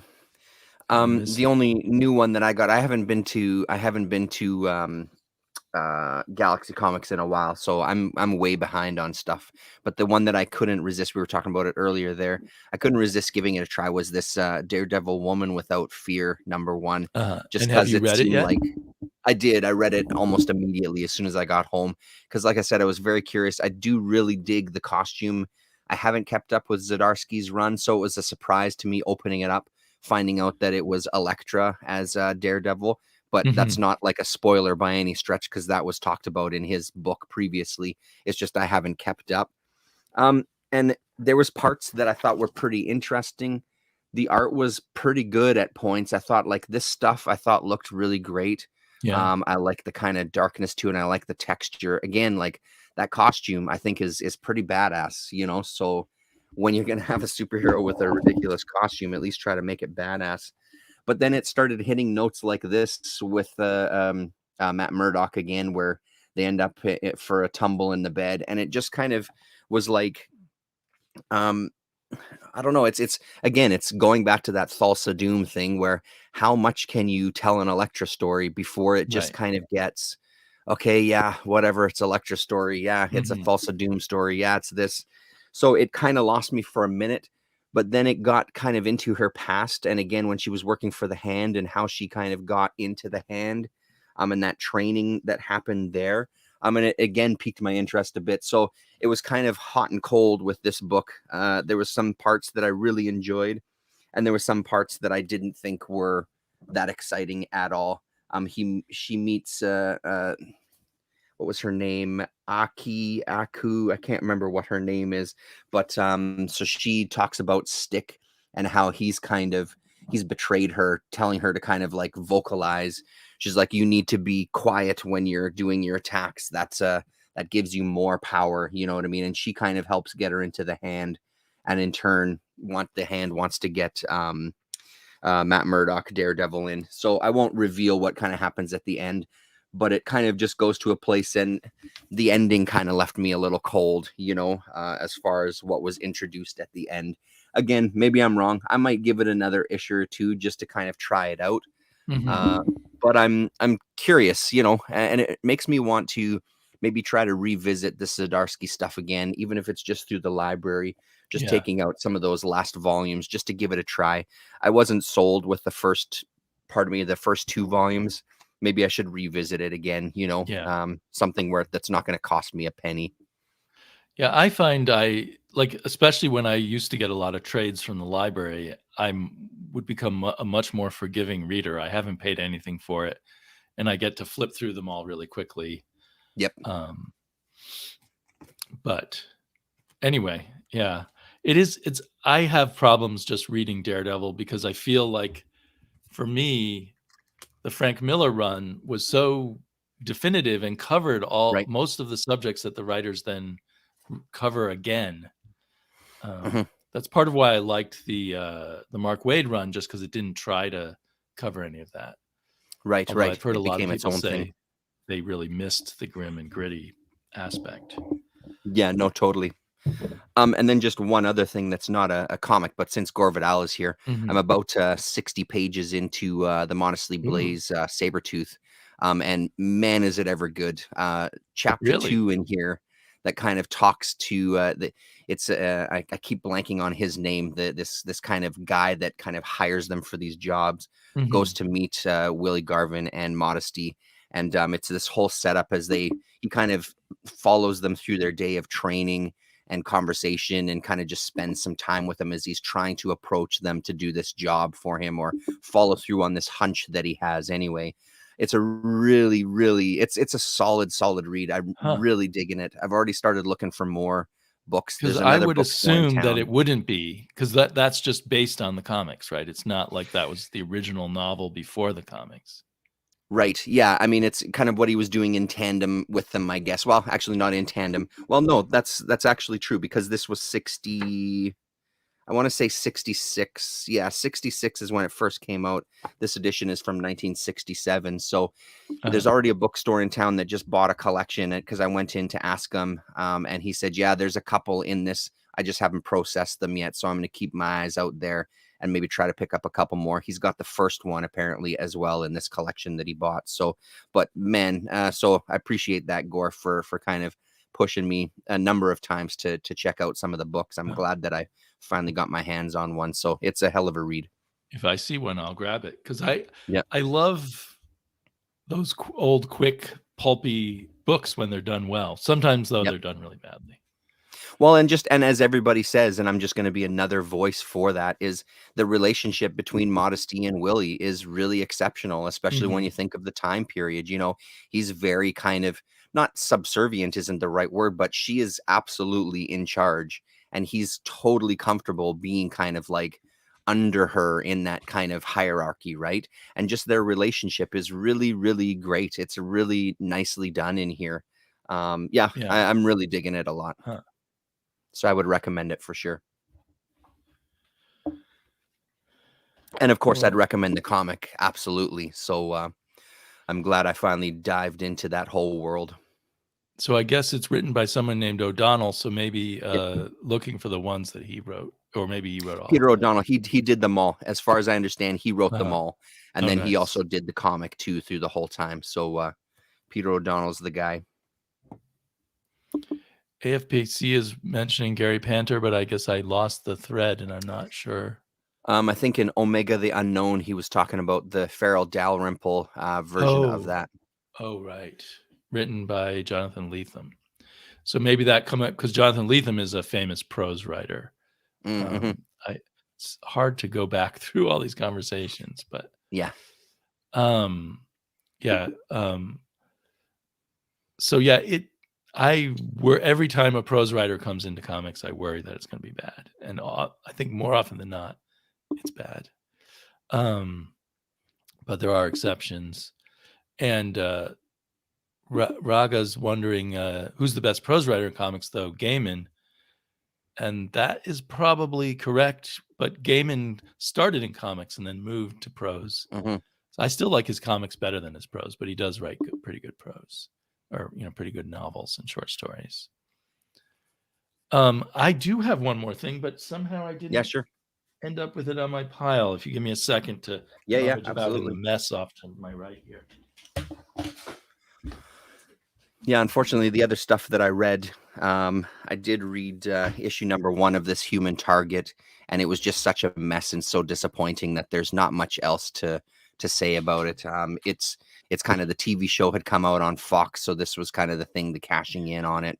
It was honestly a mess and really dull to read.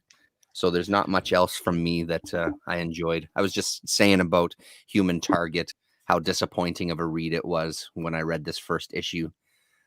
Just really, I wouldn't recommend, even if you see it in a cheap bin. I mean, I'm going to read the rest of it because it's only a 6-issue Was that miniseries. Milligan? No, Peter this one Milligan? isn't. This is Len Wein, Nestor Redondo doing this one. And then there's a second story as well, too.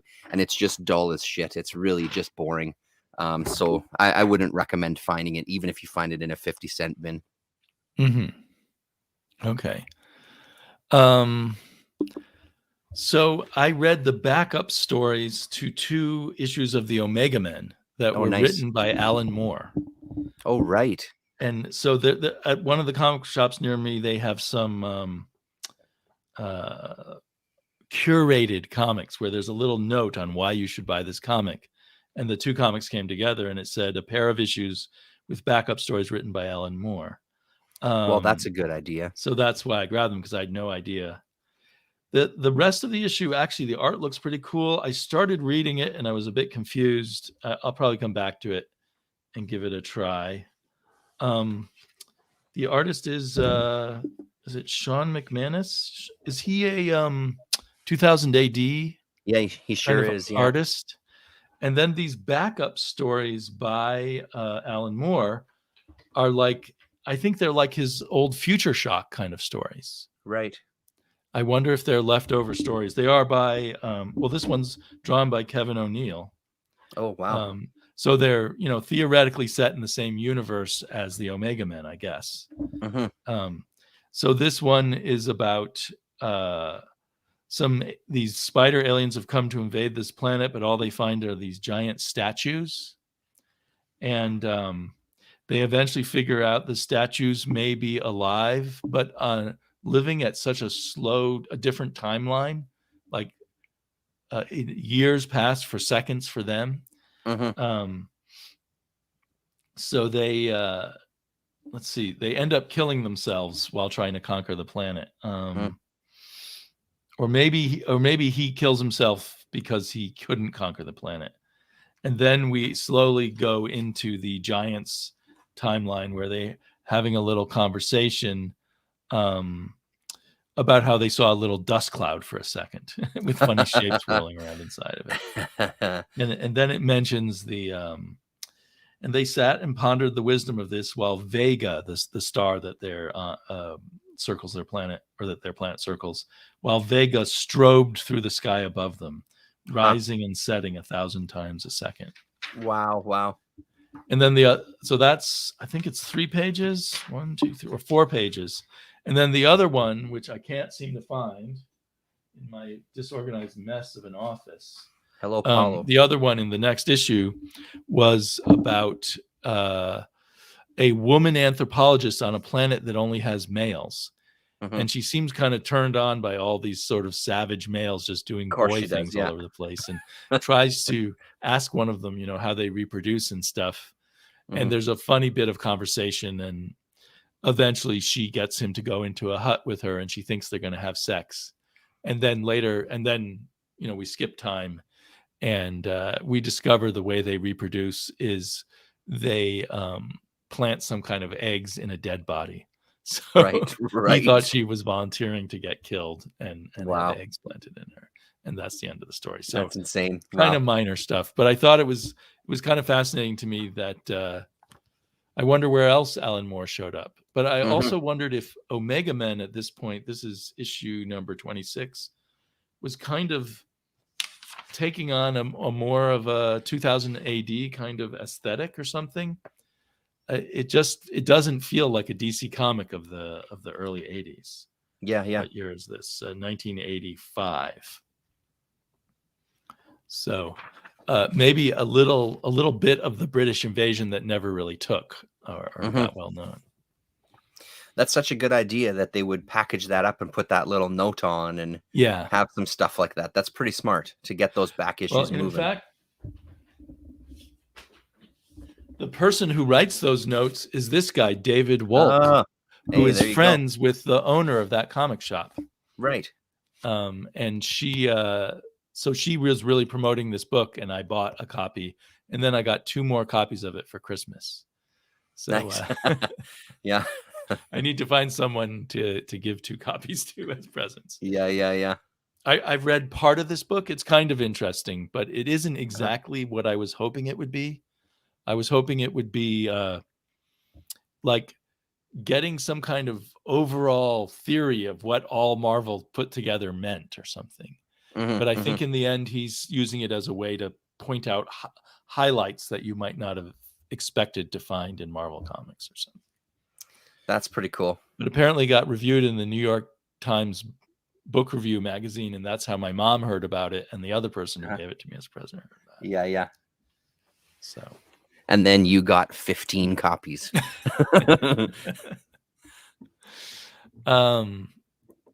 Let's see.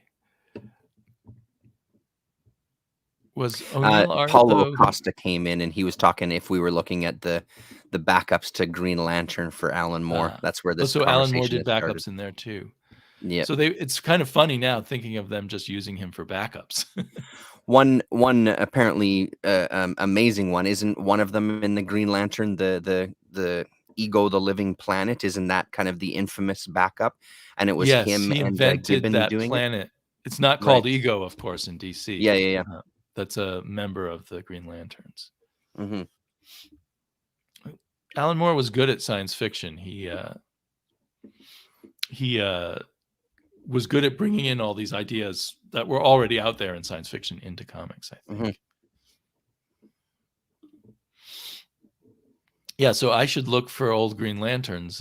There's hidden Alan Moore stuff around that I don't know about. Yep.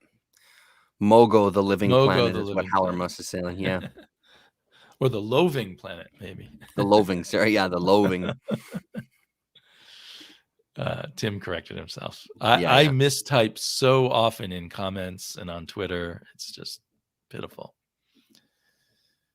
Yes, that artist Danny is very good. I don't know what made them start talking about her, but she, I assume it's a she, is currently on another book, which I haven't read yet. It's somewhere around here, but I can't find, which is the current Gotham book.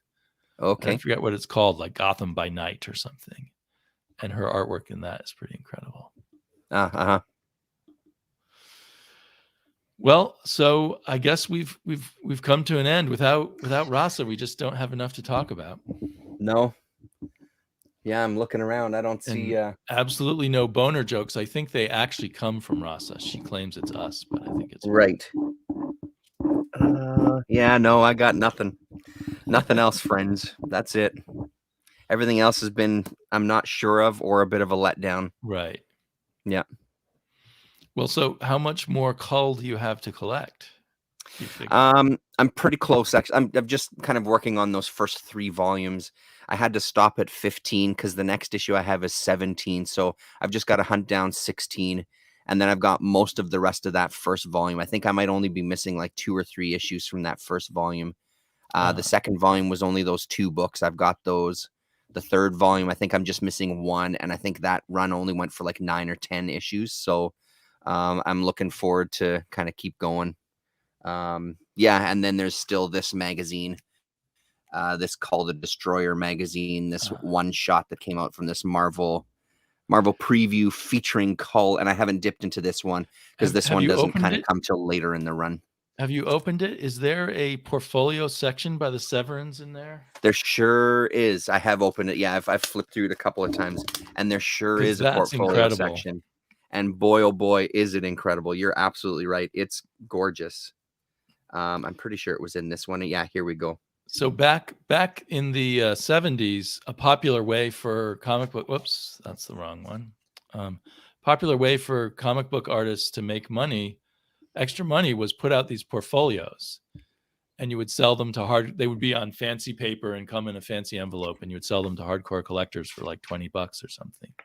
And then I remember they reprinted it inside there. So I imagine they were even bigger in the original prints, but I imagine so. Yeah. I mean, I love the whatever 10 issues that they did, but I always felt really sad when they stopped. Yeah. It was their stuff is great. There's no doubt about it. It's really just beautiful. So yeah, one of the things that's come up on Marketplace here locally is some Richard Corbin plates. I don't know if they were kind of like this kind of idea. I haven't reached out to the guy yet. Yeah, I think Corbin did a number of those portfolios too. Yeah, so each print would be called a plate. Look at that one. Yeah. That's fantastic, man. Hopefully my connection is clear-ish. I can see it pretty well. Yeah, that was it. That was all. And then it just gets into the other ones. Then there's a Solomon Kane story in here, etc. Right. So yeah. Yeah, that Severn work just leaves me wanting more all the time. Like I wanted more of that portfolio than there was, but yep. Gray Man wants to know if you'll be culling your collection someday. Nope. Well, eventually I will, but that's staying. The Brazilians were advertising their adult comics magazine and used that cover in an issue, huh? Yeah, it's very. I could see that. I have only watched the trailer to Peacemaker. I watch so few shows, I don't know if I want to invest my time in that one. I've heard it's entertaining, but I don't think I'll be watching it. Whoops. I'm just looking for comments and they jump ahead of me. Don't cull your sack either. There's that word cul-de-sac, which I only learned from Robert E. Howard stories, I think, as a kid. Right. Conan or whoever would get trapped in a cul-de-sac, but then he would climb the cliff with his bare hands. Okay, well, hopefully next week we'll be back with the ever entertaining Rasa, and we'll have more good comics that we've read. I might be here, I might not. It depends on how the day goes, but I'll keep you posted. And thanks to Lefty Blue for joining us just as we're signing off. But way to go, Lefty! To you. And thanks to everyone for all the great comments. So either then next weekend or the weekend after, we'll be back and dragging Rasa back into the comic chat. Absolutely. Bye-bye. Later, people.